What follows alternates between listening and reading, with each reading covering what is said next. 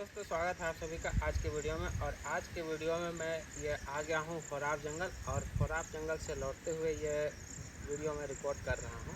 और यहाँ से मैं आपको दिखाते चलूँगा ये खोराब जंगल के बनार वाली के पास से मैं ये वीडियो रिकॉर्ड कर रहा हूँ। और कंटिन्यू चलेंगे टाटी सिलवे का जो सरला बिरला यूनिवर्सिटी है वहाँ तक से। तो चलिए वीडियो में कंटिन्यू बने रहिएगा आखिर तक। और यदि आप हमारे चैनल पर नए हैं तो चैनल को सब्सक्राइब कर दीजिएगा और बेल आइकन को ऑल पे सेट कर दीजिएगा ताकि हमारे सभी वीडियो का नोटिफिकेशन आपको मिलता रहे। तो चलिए चलते हैं।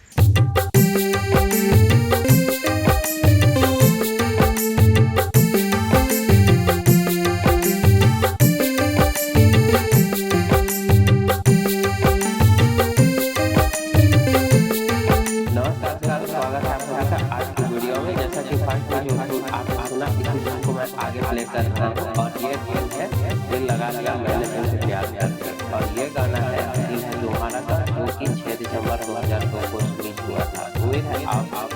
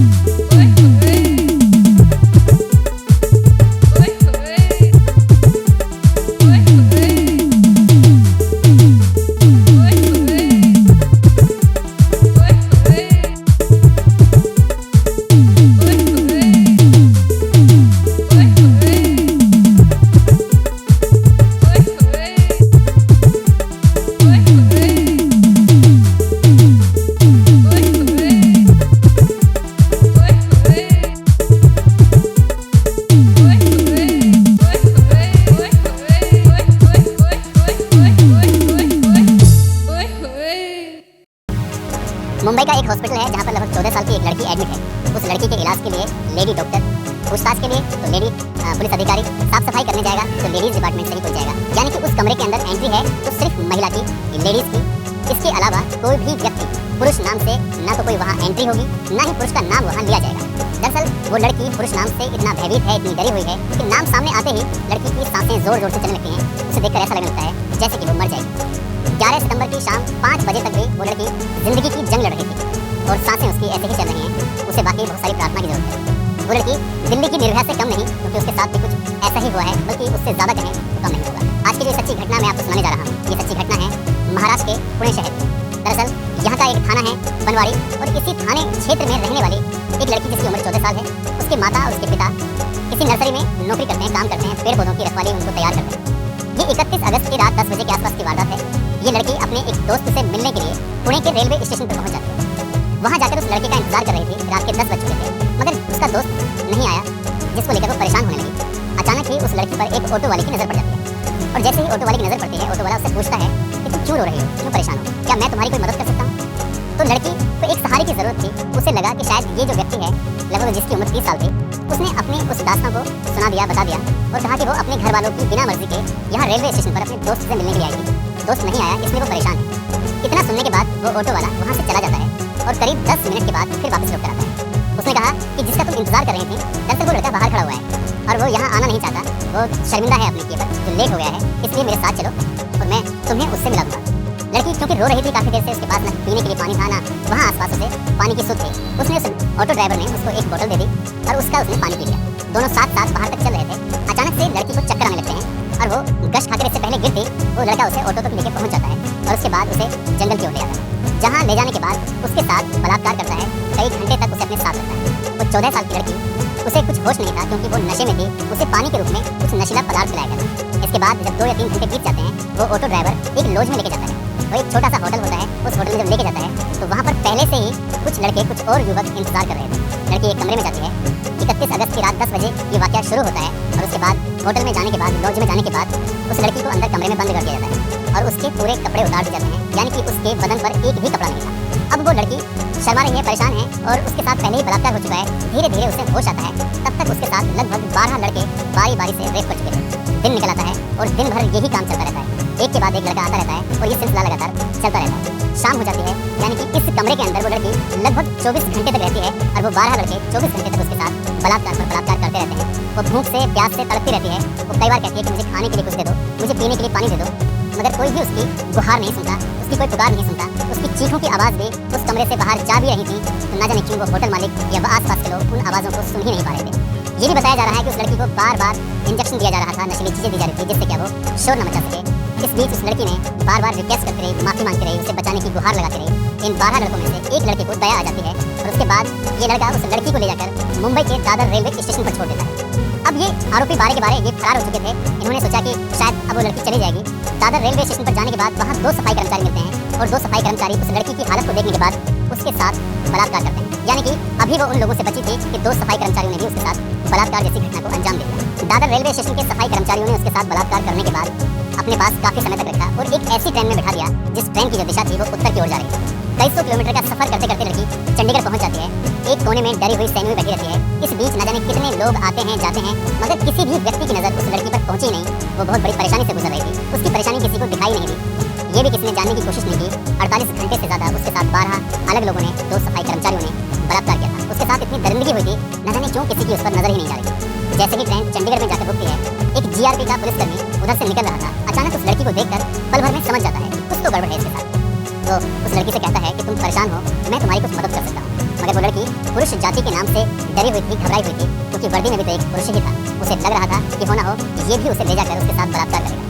वो लड़की चंडीगढ़ उतर जाती है, क्योंकि उस ट्रेन का लास्ट स्टॉपेज जो था वो चंडीगढ़ ही था। अब वो रेलवे स्टेशन पर उतर जाती है और डरी सहमी एक जगह बैठी होती है। मगर वो पुलिस वाला बहुत अच्छा इंसान था। उसने CWC यानी चाइल्ड वेलफेयर कमेटी से संपर्क बनाया। वहाँ की एक महिला अधिकारी तत्काल मौके पर पहुंची, उस लड़की को खाना खिलाया, उसे अपने पास बिठाया और घंटों तक उसको दिलाती रही, पुचकारती रही। एक माँ की भूमिका में उस महिला अधिकारी ने उसका कुछ ही घंटों में दिल जीत लिया। दिल जीतने के बाद उसने लड़की ने अपनी आप बीती बताई और पूरी कहानी घर से निकलने से लेकर और चंडीगढ़ पहुंचने तक की एक एक वाकया जब बताया तो महिला अधिकारी का रो कर बुरा हाल हो गया और साथ ही जो अधिकारी जो पुलिस वाला था वो अलग रोते रोते उसका भी बुरा हाल हो गया। बात रोने वाली भी थी कि किसी भी बेटी के साथ, किसी भी बहन के साथ इतनी भयानक वारदात अगर होती है तो शायद आंसुओं के अलावा कुछ निकलेगा ही नहीं। निकलेगा तो उन दरिंदों के लिए बद्दुआएं या फिर कानून से सख्त कार्रवाई की मांग की गुहार निकलेगी। उधर जब लड़की अपने घर से अचानक से गायब हो जाती है तो उसके माँ बाप, जो कि बहुत ज़्यादा पढ़े लिखे नहीं थे, उन्होंने वहीं बनवाड़ी थाने में जाकर अपनी बेटी की गुमशुदगी दर्ज कराई। लेकिन पुलिस यहाँ की भी बाकी बहुत अच्छी थी। बनवाड़ी थाने की पुलिस ने आसपास के लोगों से पूछताछ की और धीरे धीरे उसके बारे में जानने की कोशिश की। उसका जो मोबाइल नंबर था उसकी CDR निकलवाई।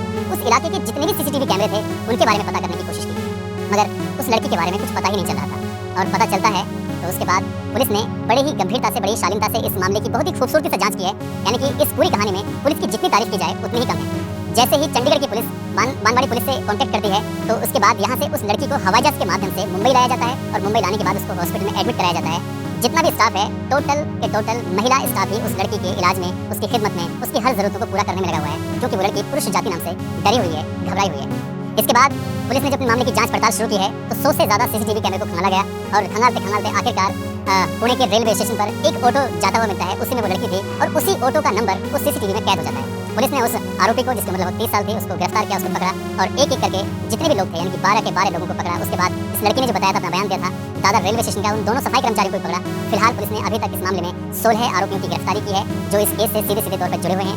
मुंबई पुलिस की प्राथमिकता है कि इस मामले को फास्ट ट्रैक कोर्ट में चलाया जाए ताकि अगले 10 से 15 दिन में या लगभग 1 महीने में इस केस में निर्णय आना चाहिए और जितने भी दरिंदे हैं, जितने भी आरोपी हैं, सबको फांसी की सजा कम से कम होनी चाहिए। मैं सैल्यूट करता हूँ उस पुलिस को जो GRP पुलिस का सिपाही था, और मैं सैल्यूट करता हूँ उस महिला को जिसने इस लड़की का दिल जीता, जिसने उन लोगों को हॉस्पिटल तक पहुँचाया, और मैं सैल्यूट करता हूँ उस पुलिस को जिसने इस मामले को मैं 5 या 6 दिन में खोलकर सबके सामने रख दिया। ये कहानी आपको ज़्यादा न्यूज़ चैनल पर या फिर ज़्यादा अखबार में देखने को नहीं मिलेगी, क्योंकि मीडिया की जो जिम्मेदारियाँ होती हैं वो कम पूरी कर रही है।